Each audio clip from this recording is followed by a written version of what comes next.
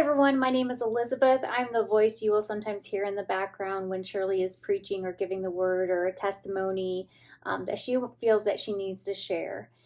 Shirley is a great woman of God, and I have learned so much from her.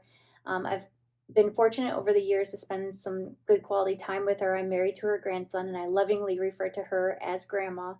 So the next videos that you're going to see are just some small clips of her and I hanging out in her kitchen, and she ends up giving me a good testimony and a good word. And I hope that you are blessed by it and get something out of this.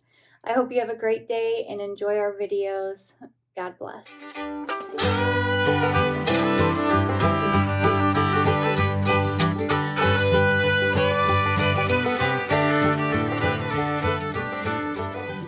You are. You're already preaching. No, don't put this on. Don't let people watch it. I won't. Here's what I'll do. If like as we're talking and something comes up and then you start preaching, we can cut everything else out. Okay. And yeah, and we'll just use what you were the talking good stuff. about. Yeah. Yeah. Oh Lord. Well, what I was going to talk about today was if you want me, I mean, unless you got something you're going to help me with. No, this is all you. I'm just here to support you.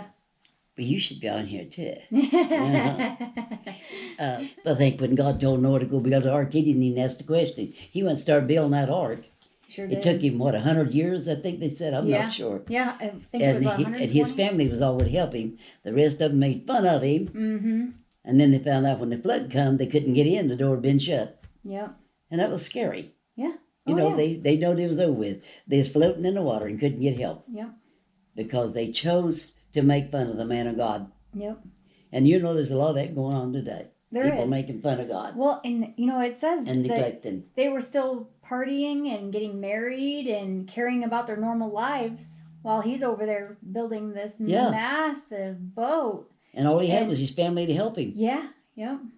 But then, when God shuts the door, he shuts it. Yes. And when he opens it, he opens it. Yeah.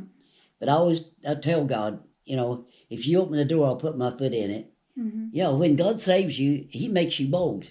Mm-hmm. And it's a bold in the right way. It's not a bold to be mean. It's a bold that makes you not afraid to speak up and speak what God wants you to speak. Because there might be consequences. Look what they did to the disciples and the prophets and stuff. Exactly. They killed them and everything else. Yeah. Well, but they obeyed God. And in the end, where did they go? They went home to be with God. Mm-hmm. And so it's worth dying for. Mm-hmm. It's worth dying for. If I have to die for that, big deal. Mm-hmm. It don't take me long to die, I'm sure. I think about all through my life, the things that's happened that God made different and changed and made it better. It's like the night I was going home from work in my car and the car went off on me. It quit. It was there's some kind of part of thing that makes everything work. Now, I want to say a rollator, but I know it's not a rollator. Alternator? Yeah, that's what it's called. I know it was a nader. But when I started to get out of the car, there was a voice said to me, "Don't flag the first car down." So I didn't. I just stood by my car. It was dark. I had no lights. Somebody could run into me and kill me and rope. Oh, boy. But he said, "You wait till a second car comes along, and then you flag them down." And I did. I got right out in front of them. They couldn't. They had to stop. And it was an older man and his wife. And he said, "Ma'am, are you having trouble?" I said, "Yeah." I said, "My car just died on me, and the lights won't even work or anything." I said, "If you could just help me get it off the road," I said, "I'd be fine." He said, "Well, I'll help you do that." He said, "Let me turn my car and come up behind you so nobody hit you." So he did. And we got it off the road. Fortunately, there was a road there just turning, and we could just put it over there on the side of the road. And I said, "I really appreciate you doing this." He said, "Well, where do you live?" And they was coming to Mount Vernon. I was going to Howard. I said, "Well, I live up Howard." And he said, he said, "You get in," and said, "We'll take you home." I said, "Oh, no." I said, "That's too much." I said, "You've helped me get the car off the road. I appreciate that." He said, "No, you get in this car. You don't need to be out here after dark." I said, "Well, I appreciate that." But I said, "I'll pay you for taking me home." He said, "No, you won't pay me either." And they turned around and took me all the way back to Howard. Hmm.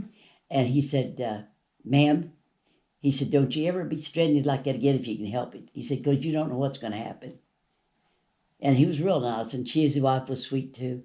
And I went in the house and told James that the car was out there. He'd have to go get it.